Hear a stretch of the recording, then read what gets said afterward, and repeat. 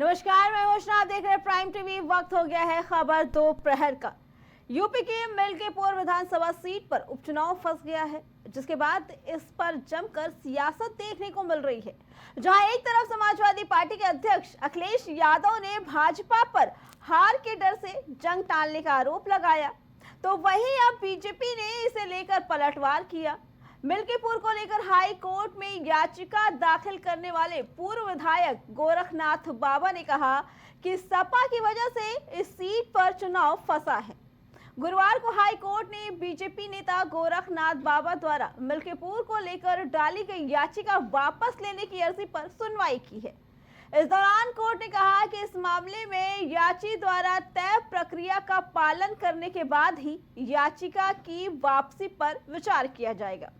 साथ ही कोर्ट 15 दिन बाद इस मामले में सुनवाई करेगा, जिसके बाद मिल्कीपुर में उपचुनाव अब फंस गया।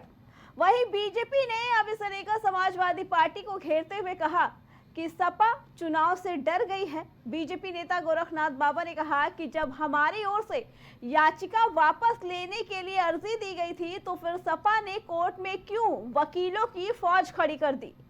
सपा की वजह से कोर्ट में नई तारीख लग गई, नहीं तो इस याचिका का निस्तारण हो जाता। अभी जो 2 दिन पहले छाती पीट रहे थे समाजवादी के लोग, कह रहे थे कि भाजपा डर गई है, डर की वजह से चुनाव टाल रही है। अरे भाई, ये पूरे देश का ये पहला मामला इस तरीके से था, किसी को बहुत नॉलेज थी नहीं। उस पर विधिक राय ली गई थी, उसमें भी यही निकल के आया था, भाई उन्होंने इस्तीफा दे दिया, शून्य हो गया। जब हम आज पर्चा वापस लेने गए, हमने मुकदमा किया और आपने इस्तीफा दे दिया, तो इतने बड़े 1 दर्जन वकील भेजने का क्या मतलब है। इससे दिखता है कहीं ना कहीं समाजवादी पार्टी इस चुनाव को लेट कराना चाहती है और वो काफी डर गई है। नहीं तो हमारे उच्च पदाधिकारीगण चुनाव आयोग से उन्होंने बात कर ली थी, उसी डेट पे चुनाव होने की बात हो गई थी, सब कुछ सही चल रहा था। पर जो पेच आज समाजवादी द्वारा फंसाया गया, ये काफी दुर्भाग्यपूर्ण रहा, निंदनीय रहा। जो बात बड़ी बड़ी करते थे कि मिल्कीपुर में भाजपा डर गई है, भाजपा डरी वरी नहीं है। समाजवादी पार्टी बुरी तरीके से डर गई है, पूरा उनका नेतृत्व डर गया है। निश्चित रूप में भारतीय जनता पार्टी वहां बहुत बड़े वोटों से जीतकर आएगी। इसी पे आगे जानकारी देने के लिए हमारे संवाददाता राजेश हमारे साथ जुड़ चुके हैं। राजेश, सपा ने ये तस्वीर सबको दिखाई कि भाजपा डर रही है चुनाव से, इसलिए मिल्कीपुर सीट फंसा रही है। तो वहीं अब ये कहा गया है भाजपा के जरिए कि सपा ने वकीलों की फौज खड़ा की, जिसकी वजह से अब सुनवाई आगे की तारीख के लिए टल गया। क्या कहना है इसके बारे में? बिल्कुल अर्चना, अगर बात की जाए समाजवादी पार्टी की, तो समाजवादी पार्टी जिस तरीके से आरोप लगा रही थी बीजेपी पर कि बीजेपी चुनाव से डर रही है, इसलिए जो है बीजेपी मिल्कीपुर सीट पर चुनाव नहीं कराना चाहती है। लेकिन जिस तरीके से मिल्कीपुर सीट को लेकर बाबा गोरखनाथ ने अपील दायर किया था हाई कोर्ट में, तो जाहिर सी बात है कि उसको लेकर मुकदमा लंबित था, जिसको लेकर वहां पे चुनाव आयोग ने चुनाव इलेक्शन कराने के लिए कैंसिल कर दिया था। लेकिन अब जिस तरीके से हाई कोर्ट में सुनवाई हो रही है, तो वहां पर जो अपील बाबा गोरखनाथ ने अपील किया था, उस अपील को वापस लेने के लिए वहाँ पे हाई कोर्ट में गए थे। लेकिन उसके बाद सपा समाजवादी पार्टी की तरफ से वहाँ पर बिल्कुल वकीलों की फौज खड़ी हो गई, जिसके बाद से अब उस डेट को एक्सटेंड कर दिया गया है। अब अगली सुनवाई 15 दिन के बाद की जाएगी। तो जाहिर बात है, लगातार जिस तरीके से दोनों पार्टियों में वार पलटवार हो रहा है, तो कहीं कहीं देखा जाए तो अब चुनाव तो बिल्कुल टल गया है, लेकिन अब चुनाव टलने के साथ साथ में अब इसमें फायदा किसका होगा, नुकसान किसका होगा, ये तो आने वाला समय बताएगा। जी राजेश, क्योंकि सपा का सीधे तौर पर अभी तक ये कहना था कि अगर चुनाव होने हैं ये पता था, तो पहले से क्यों नहीं वापस ली गई याचिका। वहीं जब अब याचिका लेने की बारी आई है, तो ऐसा क्यों कर रहे हैं सपा की तरफ से? अभी तक क्या इस मामले को लेकर कोई बयान आया है? देखिए, सपा की तरफ से कोई बयान नहीं आया है, लेकिन जिस तरीके से मामला कोर्ट में चल रहा था, उसकी वजह से इलेक्शन कमीशन ने वहाँ पे चुनाव कराने के लिए तैयार नहीं हुआ।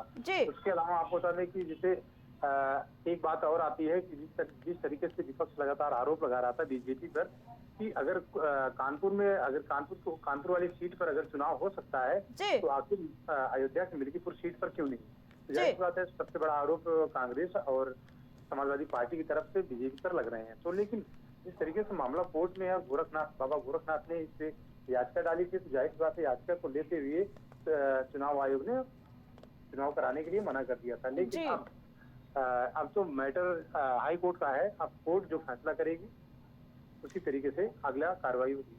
जी राजेश, जहां 9 सीटों के बता दें कि 9 सीटों पे चुनाव हो रहे हैं, वहीं पे एक मिल्कीपुर की सीट देखा जाए तो दोनों पार्टियों की तरफ से कहीं ना कहीं अटकाई जा रही है। आखिर क्यों मिल्कीपुर की सीट को इतना हाईलाइटेड किया जा रहा है? बिल्कुल सही है भाई। जिस तरीके से देखा जाए दोनों पार्टियों की तरफ से देखा जाए तो मिल्कीपुर की सीट जो थी वो हॉट सीट थी। जी। लेकिन अब मिल्कीपुर की सीट को जिस तरीके से लगातार उस पे मामला बढ़ता जा रहा है तो जाहिर सी बात है कि अब मामला मिल्कीपुर सीट की लेकर बिल्कुल गर्म होता जा रहा है। जी। और अब जो चुनाव होगा मिल्कीपुर सीट का बहुत ही दिलचस्प होगा। लेकिन अब इस पे बाजी कौन मारता है, समाजवादी पार्टी या कांग्रेस बीजेपी, ये तो देखने वाली बात होगी। लेकिन समाजवादी पार्टी की तरफ से कहा गया है कि ये स्टैंड चुनाव को इसलिए कर रहे हैं कि वहां पर अपने प्रशासन का, अपने तंत्र का दुरुपयोग कर सके। जी राजेश, दूसरी तरफ भाजपा ने चुनाव आयोग को एक ज्ञापन सौंपा।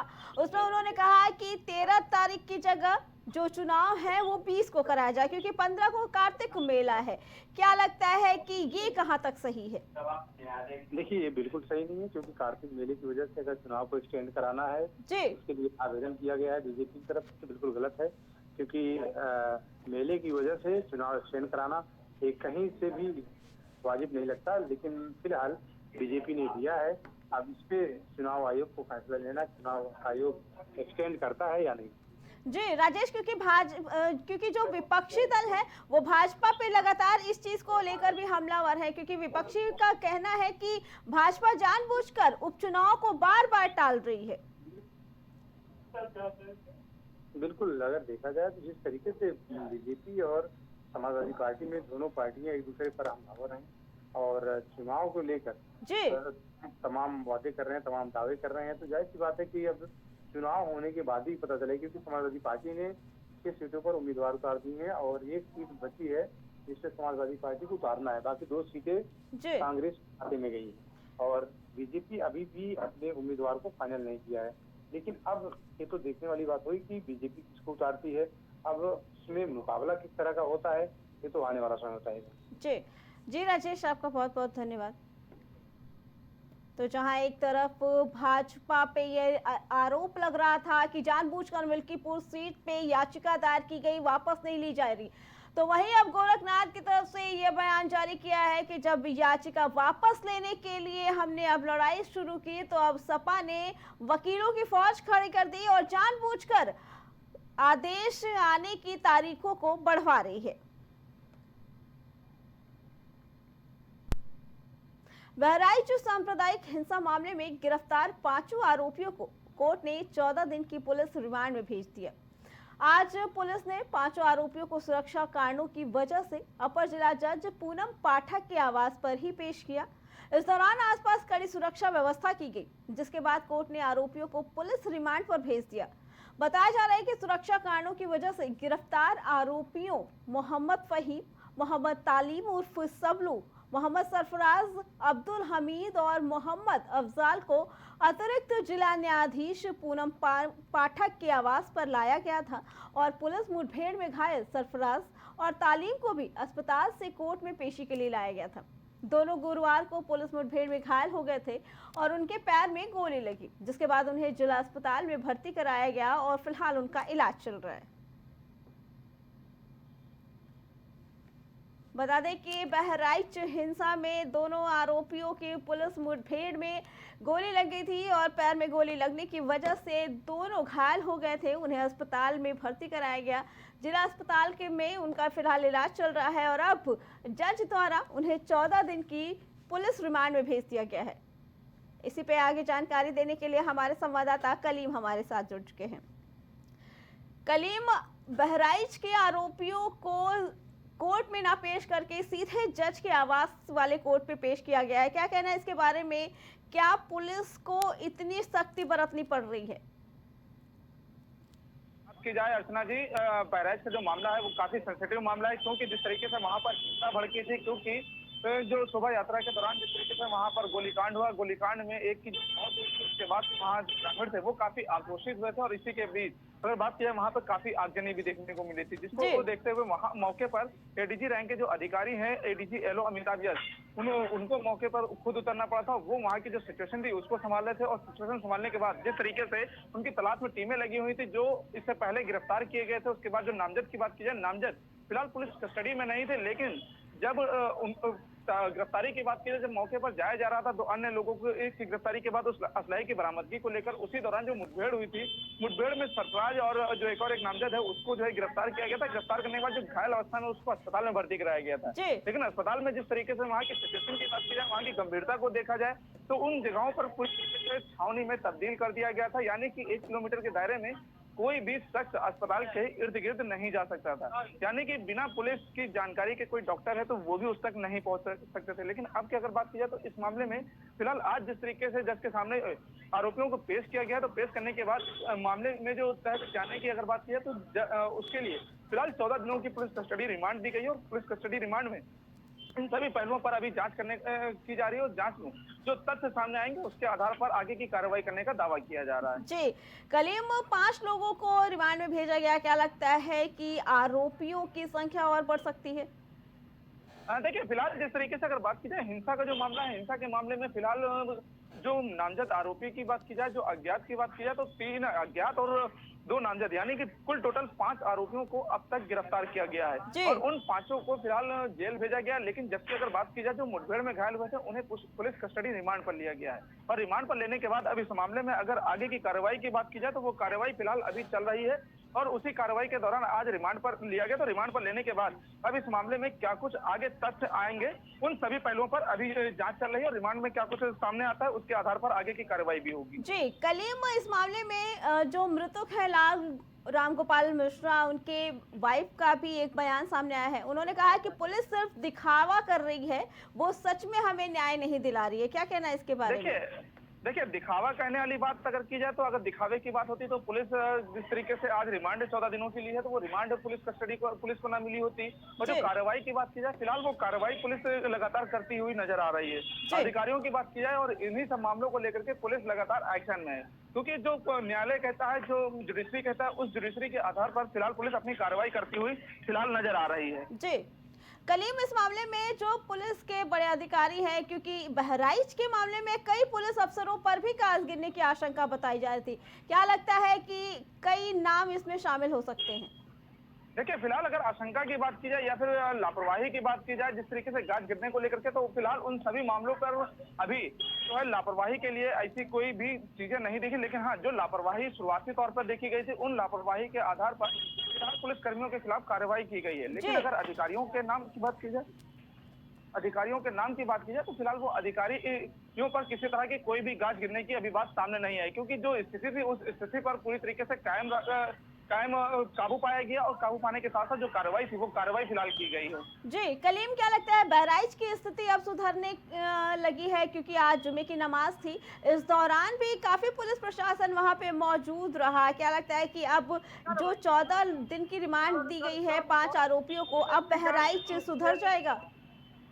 देखिए, फिलहाल जो मौके की स्थिति की बात की जाए तो मौके की स्थिति पर पूरी तरीके से काबू पा लिया गया। वहां पर जो सामान्य स्थिति की बात की जाए तो वो सामान्य स्थिति भी अब देखी जाने लगी, क्योंकि जिस तरह से इंटरनेट सेवाएं बंद की गई थी, वो इंटरनेट सेवाएं भी पूरी तरीके से सुचारू रूप से चालू कर दी गई। लेकिन अगर बात की जाए क्षेत्र में पुलिस भ्रमणशील रहने की, तो पीएससी फिलहाल मौके पर अभी भी तैनात है, और जो इलाके को लेकर के बात की जाए वहां पर चप्पे चप्पे पर फिलहाल पुलिस अपनी निगरानी करती हुई नजर आ रही, क्योंकि अगर कोई भी हिंसा फैलाता है या फिर उस तरीके से कोई भी चीजें सामने आती है तो उसके खिलाफ जो कठोर कार्रवाई की बात की जाए, उससे निपटने के लिए पुलिस पूरी तरीके से तत्पर होने का दावा कर रही है। जी, कलीम जिस तरीके से मृतक के परिवार वालों की मांग थी कि एनकाउंटर किया जाए, बुलडोजर की कार्रवाई की जाए, सीएम योगी आदित्यनाथ से भी वो इसी सिलसिले में मिलने आए थे, ऐसे में क्या लगता है कि पुलिस का जो कल का हाफ एनकाउंटर था वो कहीं ना कहीं शक के घेरे में आता है कि हो सकता है एनकाउंटर की लिए ही उसको मारा गया हो? नहीं, देखिए, फिलहाल जिस तरीके से बात की जाए मौके की स्थिति होती है, क्योंकि जब पुलिस किसी की गिरफ्तारी करने के लिए पहुंचती है और जब कुछ ऐसे मामले होते हैं तो उसमें कई ऐसी सिचुएशन भी आती है जिसके दौरान पुलिस को भी फायरिंग करनी पड़ती है। लेकिन अगर सवाल के घेरे की बात की जाए तो इन सभी मामलों को लेकर के कई सवाल भी खड़े हुए थे मुठभेड़ को लेकर के, क्योंकि अगर इन सभी मामलों को लेकर के कुछ मुठभेड़ कहानी के रूप में लोगों ने बताया था। फिलहाल अगर बात की जाए कई ऐसे तथ्य भी सामने आए। फिलहाल पुलिस ने जिस गिरफ्तारी की है, मुठभेड़ जो हुई थी, उन सभी मामलों को लेकर के फिलहाल जो बात की जाए हालत गंभीर की, तो फिलहाल दोनों ही आरोप जो मुठभेड़ में घायल हुए थे उनकी स्थिति खतरे से बाहर थी और उनको आज कोर्ट में पेश भी किया गया था। जी, कलीम क्या लगता है, क्योंकि बहराइच हिंसा मामले में शुरू से ही जो सवालिया निशान उठ रहे हैं वो पुलिस की स्थिति पे लग रहा है, क्योंकि सबका ये कहना है कि अगर पुलिस ने समय रहते ध्यान दिया होता तो बहराइच में ये हिंसा इतनी ना भड़कती।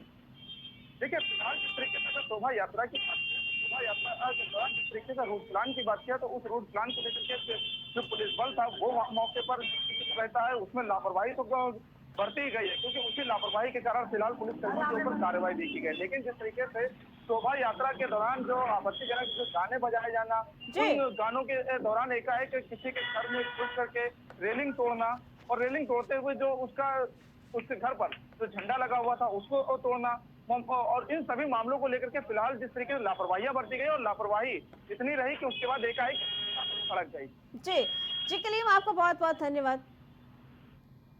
तो आज बहराइच हिंसा के 5 आरोपियों को 14 दिन की पुलिस रिमांड में भेज दिया गया है।